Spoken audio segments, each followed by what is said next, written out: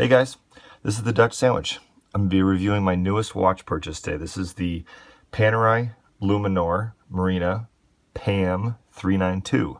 Kind of a mouthful, but it's a very, very cool watch, and it's from a brand that I kind of never thought that I would own just because my wrist is not super big at 7 inches. So I'm going to start off with just a tad of history just because I think it's kind of cool. After learning a bit about the brand, I think it just adds to the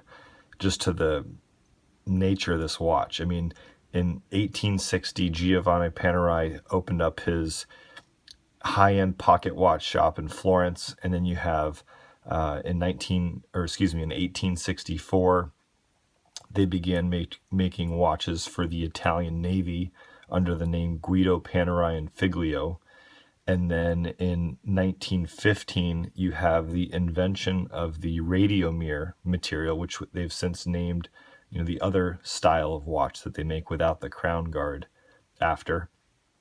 And that was the highly radioactive material. It was 1 million times more radioactive than uranium, which is used in the atomic bombs. So obviously really, really bad. And there's a pretty interesting story if you look up, I think it's called Jake's Panerai World.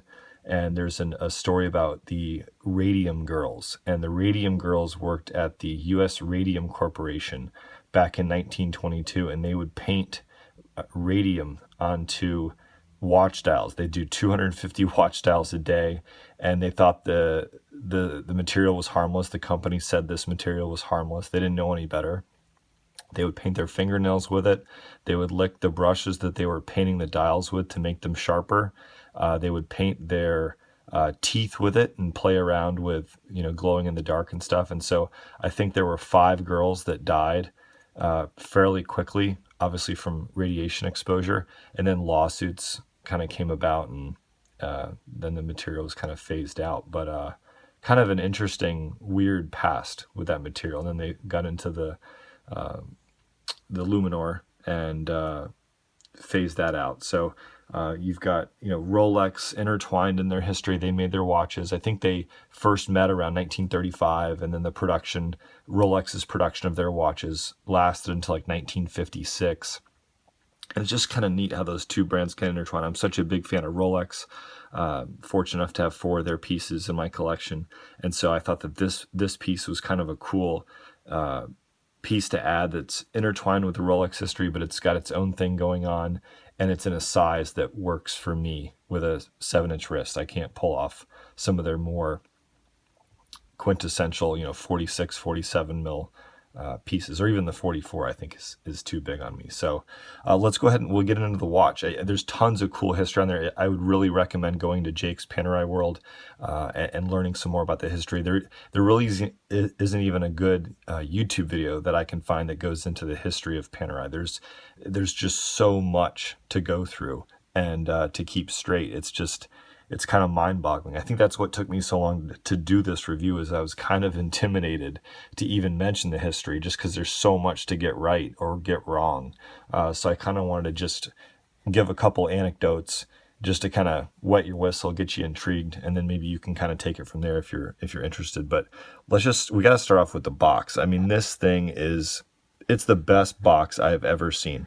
Before buying this watch, the best packaging material I'd ever seen was on my Tudor Heritage Black Bay, and this thing is better than it. It's better. I mean, you can look at the hinges on this box, and just the finishing work on there, and the logo, the wood. I mean, it's awesome. I mean, I don't know how you display your watches. I don't put mine in its own box. I have a watch box, but I mean, if you were going to store it in this and look at this every day, you could certainly pick a worse looking box to look at every day. So this thing's pretty sweet. And you've got a strap changing tool here. Obviously you can, if you know a little bit about Panerai, you can change the strap basically with a toothpick or a couple toothpicks and go from there. But it does come with, official Panerai watch changing tools, and then your little cushion in here. And I did buy this watch from David SW. I did an unboxing of this watch, and it came with the papers and all that good stuff. And got it from him. I bought my Rolex Submariner 2-line no date from him, and just really, really like his service, and he's got great prices too. So definitely check out davidsw.com. He's got more than just Rolex. He's got Panerai and Patek and all kinds of other brands. But back to this watch. Yeah, so I've been to Panerai boutiques before, and how I kind of landed on this one is I knew that I really liked the Luminor series. So I really liked this crown guard style. Just something about it was masculine and cool and beefy and stuff. But I really, the one that I really wanted, in all honesty, is the PAM 112. So that's no seconds, no date, just there's a 9 and there's a 3 and there's a 2. It's a two-hander. And there's just something so simple about it that I loved, but it's got that really chunky Betterini, I think it's pronounced Betterini, or tuna can style case. And even though it's only 2 millimeters bigger than this watch, I'm telling you, it wears huge, at least for my taste. I really wanted that one. I did, the 112, but it was just too big. And I was in Atlanta, and I was at a Tourneau store, and I had heard of the 392. I knew there was only 1,500 of them made, and they actually had one there brand new. And I tried this on. It was like love at first sight. I was like, this is the Panerai that I could get and actually pull off, and not look, too monstrous for me, but still have some of that kind of, Panerai flash that you don't want to just have a little Panerai. I don't think, at least for me. I wanted one to be on the bigger end of my comfort zone, but not so big that it was just obnoxious.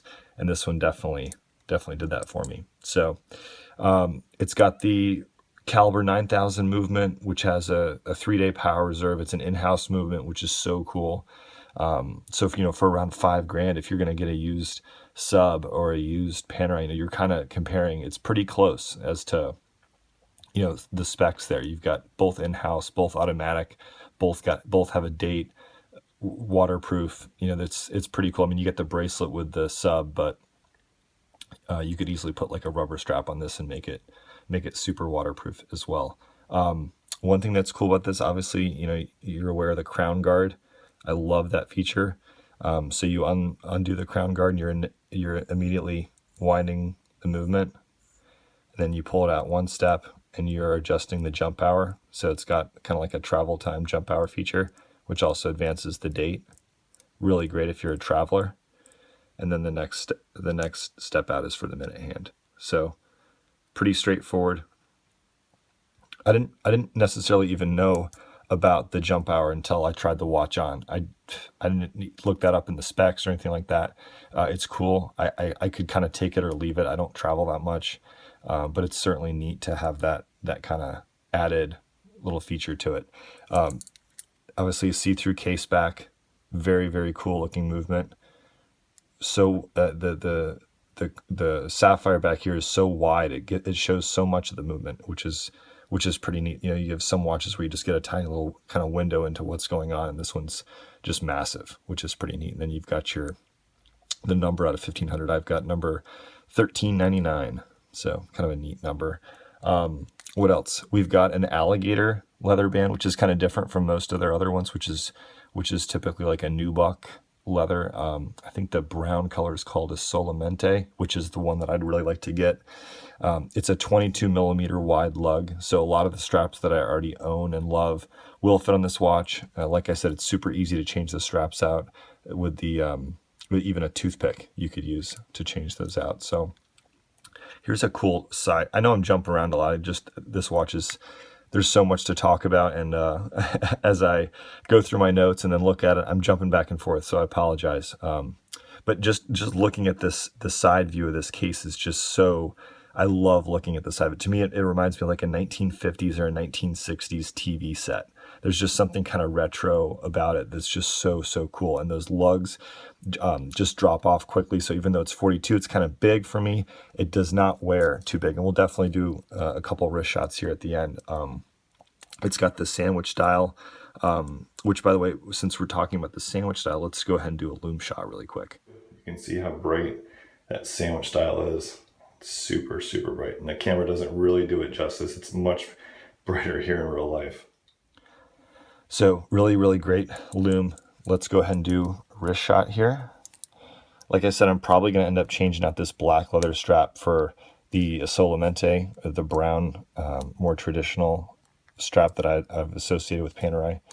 I wear more brown than I do black. So there we go. 42 millimeter case, 51.5 millimeter lug to lug. And my wrist size is 7 inches, pretty much spot on. And you can see the lug pretty much hits me right where you'd want it to on the top and right on the bottom. So for me, being kind of like a Rolex sub or GMT size guy, I really like 40 mils. This to me is the best of kind of both worlds. A little bit chunky, but still fits underneath a long sleeve shirt cuff and kind of has all the, the things you'd like with in a Panerai. So couple things just from owning it. Or really the main thing I was going to mention just after having this for like a month now is if you're used to like a Rolex or an ETA movement and it's, you can feel the rotor going back and forth, or you might be able to hear the rotor sometimes, especially if you have like a Miyota movement. This is in a different class. And it was so much so that when I got it, I thought something was damaged. And so I did take it in and everything was fine, and listened to some other Panerais just straight off the shelf at my local Panerai store dealer, and pulled one off the shelf, and it's just a loud rotor. Can you hear it? So it's got unlubricated ceramic bearings, which I guess helps with or prevents from too much maintenance down the road, which is awesome. But it's definitely something that I think you should know about if you're thinking about getting one of these and you're used to Rolexes or ETAs or Miyotas that are, even Miyota has some noise associated with it. I had one on my Helson watch, and it was louder than I was used to on my other watches. But this is definitely not like a Rolex, like a quiet movement. When you're moving around, you can definitely hear that rotor. So it's kind of cool. I mean, I don't mind it. It's just something different and definitely something to take note of. But yeah, so really, really love this watch. If you guys have any questions, feel free to put them below. And thanks for watching.